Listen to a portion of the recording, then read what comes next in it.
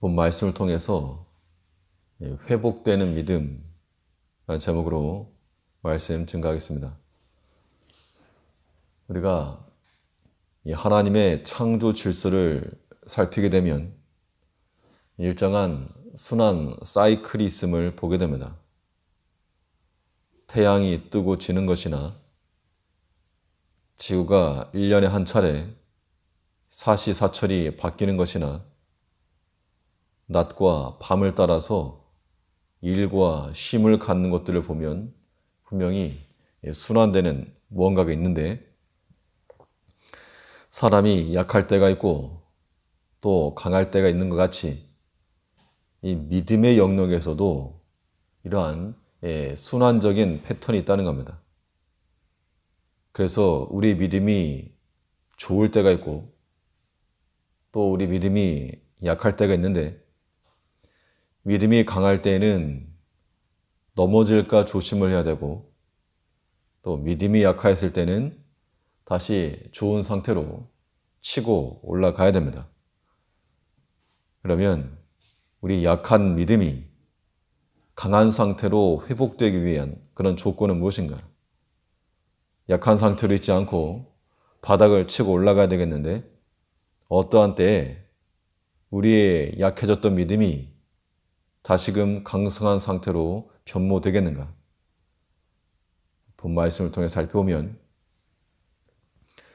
우리는 무엇보다 하나님의 변함없는 사랑을 깨달아야 됩니다. 하나님은 변치 않으시고 일정하게 그 자리에 서 계시는데, 우리가 뒤돌아서고 우리가 거절하고 우리가 눈 감고 그래서 약해지는 겁니다. 믿음의 약화라고 하는 것이 하나님께 원인이 있지 않고 자기 자신에게 원인이 있다는 것을 깨달아야 그때 회복이 가능한 겁니다. 내가 왜 이렇게 믿음이 약해졌는가? 내가 왜 시험 가운데서 헤매고 있는가? 그 근원을 살폈을 때 이것이 다른 사람에게 원인이 있고 하나님께 원인이 있다 그러면 여전히 추락하고 말 것이지만, 나에게서, 자기 자신에게서 그 원인이 찾아지게 되면 바닥을 친 겁니다. 거기서부터 이제 다시금 이 믿음의 강성이 가능할 것인데, 하나님은 변함없이 우리를 사랑하시고 그 자리에 계신다는 겁니다. 돌아가야 할 것은 우리 자신입니다. 하나님의 변함없으시고 일정하신 그 사랑과 은혜를 깨달을 때 우리의 소망이 생기게 되고 우리의 믿음은 다시금 강해질 수 있습니다. 12절에서 여호와여 주는 영원히 계시고 주의 기념 명칭은 대대에 이르리이다. 이 본 102편의 배경이 되는 사건은 바벨론 포로 70년이 다해가는 그런 시점입니다. 그러면 이 하나님의 언약 백성들이 어째서 이 바벨론의 포로로 잡혀가게 되었는가? 그 이유를 살펴보게 되면 왕으로부터 시작을 해서 온 백성들이 이 언약의 율법을 버리고 욕심을 따라서 우상을 섬겼기 때문입니다. 포로로 잡혀간 원인이 하나님께 있지 않고 자기 자신들이 있었다는 겁니다. 그것을 깨닫지 못하다가 이 포로 기간을 통해서 그걸 깨달은 거죠. 하나님께서 우리를 치셨구나. 우리가 그 언약의 약속의 말씀을 버리니까 하나님 우리를 버리셨구나 라고 하는 것을 깨닫고 나니까 하나님의 그 영원하신 사랑과 변치 않으시고 영원하신 그 인자하심이 깨달아졌다는 겁니다. 거기서부터 다시금 돌아간 겁니다. 하나님께서 말씀 버리라고 하지 않았습니다. 백성들이 자기 육체의 욕심을 따라서 말씀을 버렸고 눈에 보이는 대로 우상을 취한 겁니다. 하나님 변함없이 그들을 말씀의 자리로, 은혜의 자리로 부르셨지만 대답지 않고 떠났을 때 포로가 되었지만, 그러나 이 포로 기간을 통해서, 그 고난의 기간을 통해서 일정한 햇빛같이 자신들을 사랑하시고 지키시는 하나님을 발견하게 되었을 때, 그때 믿음의 회복이 소망을 주게 되었고 또 삶의 기쁨을 가져다 준 겁니다. 13절에서는 주께서 일어나사 시온을 긍휼히 여기시리니 지금은 그를 긍휼히 여기실 때라 정한 기한이 오민이다. 이제 하나님이 약속하신 대로 우리를 시온으로 돌이키실 때가 다가온 것을 알고 거기에서 이제 소망이 생겼다는 겁니다. 만일 이러한 약속에 대한 하나님의 신실하심을 깨닫지 못했다면 이 타국에서 포로로 살다 끝났을 것인데 소망 없는 삶이죠.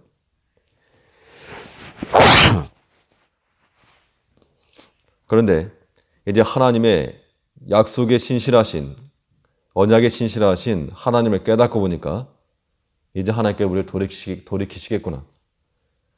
하나님을 버린 대가로 포로가 되었으나 이 땅에서조차 자신들을 지키시고 또 약속을 이루신 하나님을 발견한 겁니다. 우리가 이런 하나님을 깨달을 때 우리 안에 소망이 생기고 또 감사가 드는 겁니다. 이러한 것이 바로 우리의 믿음이 회복되는 그런 전조입니다. 우리가 죄를 범하며 하나님 앞에서 숨을 때에도 하나님은 언제나 돌아오라고 기다리고 계시는 겁니다.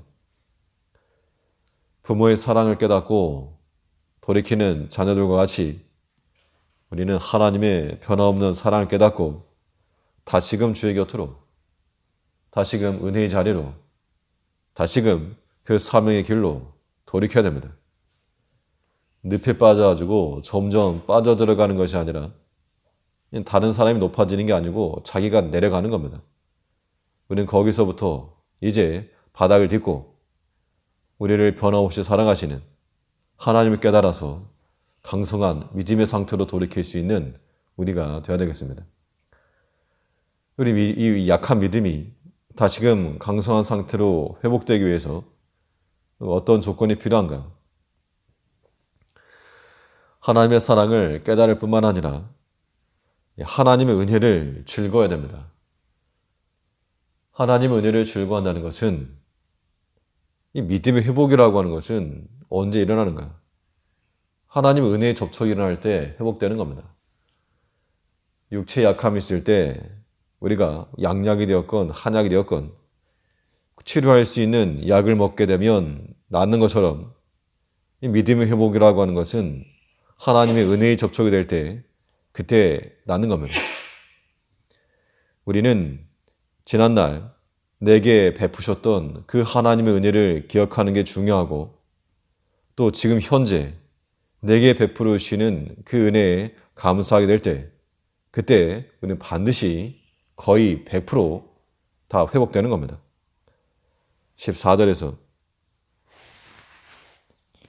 주의 종들이 시온의 돌들을 즐거하며 그 티끌도 연율이 여기나이다. 시온의 돌이라고 하는 것은 성전돌을 가리키니까 성전을 가리키고, 티끌이라고 하는 것은 물론 돌에서 나는 연기도 되겠고 이 티끌과 죄를 무릅쓰면서 회개하던 그러한 신앙적 행위의 모습을 가리킨다고 볼 수 있겠습니다. 믿음이 회복되고 나니까 예전 하나님 앞에서 섬기며 살았던 것들이 생각이 난 겁니다. 그래서 그 성전에서 함께 예배하고 함께 봉사하고 함께 수고했던 그것들이 기억이 나고 또 하나 앞에서 죄를 무릅쓰고 회개하였던 그런 신앙적 행위들이 기억이 났다는 겁니다. 우리가 무엇으로 기뻐할 것인가? 하나님 안에서 행하고 하나님 안에서 기뻐하던 그런 모습들이 우리의 지난날 과거일 뿐만 아니라 그것이 또한 우리의 현재가 되어질 때 우리의 믿음이라고 하는 것이 다시금 역사할 수 있는 겁니다. 우리가 옛날 일만 가지고 살 수가 없고 예전에 그 하나님께서 베푸셨던 그 은혜에 대한 추억들이 이제 다시금 우리에게 산소망이 되어서 우리에게 현재로 나타나야 한다는 겁니다. 주의 종들이 시온의 돌들로 즐거워하며 그 티끌도 연륜히 여기나이다. 긍휼히 여긴다 그 이야기인데, 지금 포로로 잡혀가지고 즐거워할 이유가 무엇인가? 종에서부터 자유하게 되면 즐거워하겠으나 시온의 돌들을 기억하면서 그걸 즐거워했다는 겁니다. 우리의 신앙이라고 하는 것이 하나님께서 내게 베푸셨던 그 은혜들, 지난날 나를 도우셨던 그 하나님 은총, 그것이 우리 안에 기억될 때 그것이 감사한 거고, 그것을 인하여서 또한 앞으로의 소망이 생긴다는 겁니다. 우리가 절대 우리 믿음의 약한 상태로 있어서는 절대 안 됩니다. 마치 사탄에게 포로로 잡혀서 종노릇하는 그 상태에 머물지 말고 우리가 회복이 되어서 다시금 하나님께로 향하고 하나님의 사랑을 깨닫고 그의 은혜들을 즐거워하며 하나님께서 기뻐하시는 그 자리에 서서 주를 기쁘게 섬길 수 있는 우리가 되어야 될 줄 압니다. 기도하겠습니다.